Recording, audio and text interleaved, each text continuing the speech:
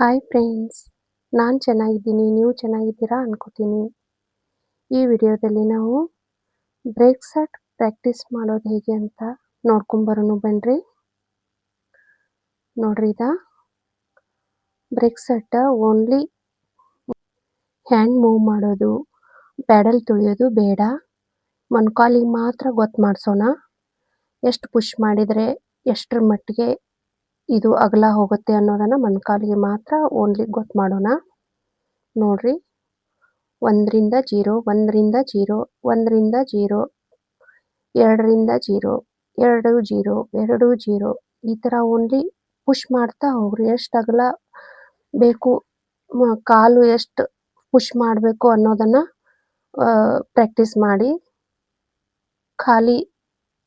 Only ಖಾಲಿ machine ಅಷ್ಟ ಈ ಥರ ಪುಷ್ ಮಾಡೋದು ಮಾತ್ರ ಪ್ರಾಕ್ಟೀಸ್ ಮಾಡ್ರಿ.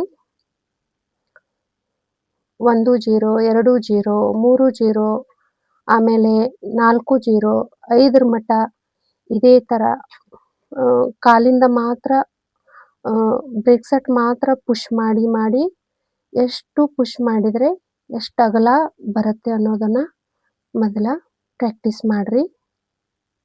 ಈ ಥರ ಒಂದು 15 ಮಿನಿಟ್ ಒಂದು 4-5 ಸಲ ಕೂತು ಈ ಥರ ಪ್ರಾಕ್ಟೀಸ್ ಮಾಡಿದರೆ ನಾವು ಡಿಸೈನ್ ಹಾಕುವಾಗ ಎಷ್ಟು ಅಗಲ ಹಾಕಬೇಕು, ಅದು ಎಷ್ಟು ಪುಷ್ ಮಾಡಬೇಕು ಅನ್ನೋದನ್ನು ಗೊತ್ತು ಮಾಡಿಸೋದು.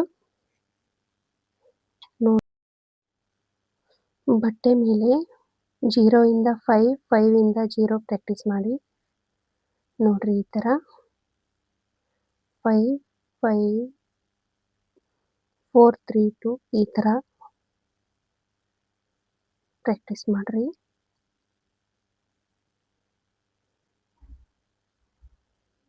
ಕರೆಕ್ಟ್ ಲೈನಿಂಗ್ ಪ್ರಕಾರ ಡಿಸೈನ್ ಹಾಕ್ತಾ ಹೋಗ್ರಿ.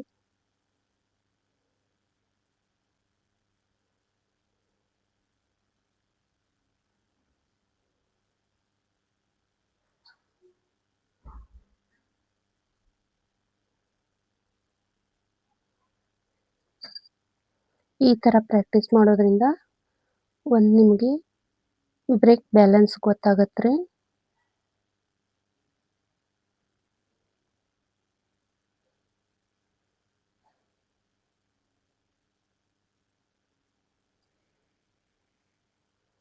ಇದು ನೋಡ್ರಿ, ಮುಂದಿರೋದ ಬಟನ್ ಸ್ಟಿಚ್ ಇದೆ. ನಾವು ಡ್ರಾ ಮಾಡಿರ್ತೀವಲ್ಲ ಅದ ಲೈನ್ ಲಕ್ಷ್ಯ ಕೊಟ್ಟು ನೋಡ್ತಾ ಸೂಜಿ ಬೀಳೋದನ್ನ ನಾವು ಲಕ್ಷ್ಯದಾಗ ಇಟ್ಕೋಬೇಕು. ನೋಡ್ರಿ, ಸೂಜಿ ಎಲ್ಲಿ ಕುತ್ಕೊಳತೈತಿ, ನಮ್ಮ ಲೈನ್ ಪ್ರಕಾರ ಕುತ್ಕೊಳತೈತಿಲ್ಲೋ ಆ ಥರ ಲಕ್ಷ್ಯ ಕೊಡ್ರಿ.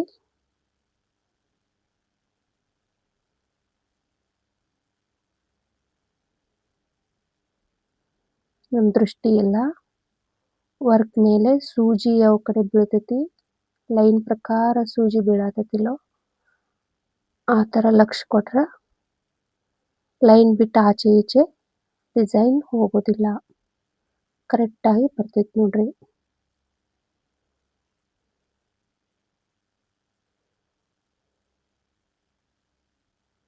ಇದು ನೋಡ್ರಿ, ಈ ಕಡೆ ಸ್ಟ್ರೇಟ್ ಬರಬೇಕು, ಆ ಕಡೆ ಫುಲ್ ಆಗಬೇಕು.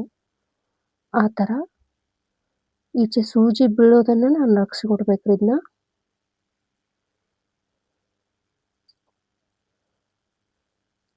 ಇದನ್ನು ಒಂದು ಸ್ವಲ್ಪ ಜಾಸ್ತಿನೇ ಪ್ರಾಕ್ಟೀಸ್ ಮಾಡ್ಬೇಕ್ರಿ. ಈಚೆ ಲೈನ್ ಸ್ಟ್ರೇಟ್ ಬರಬೇಕು, ಆಚೆ 1 ರಿಂದ 5ಕ್ಕೆ, 5 ರಿಂದ 0ಕ್ಕೆ ಹೋಗ್ಬೇಕ್ರಿ. ಡಿಸೈನ್ 0 ರಿಂದ 5, 5 ರಿಂದ 0 ನಾವು ರಿಂಗಿ ಮೂವ್ ಮಾಡಲ್ಲೇನೆ ಇರ್ತೈತ್ರಿ ಇದು.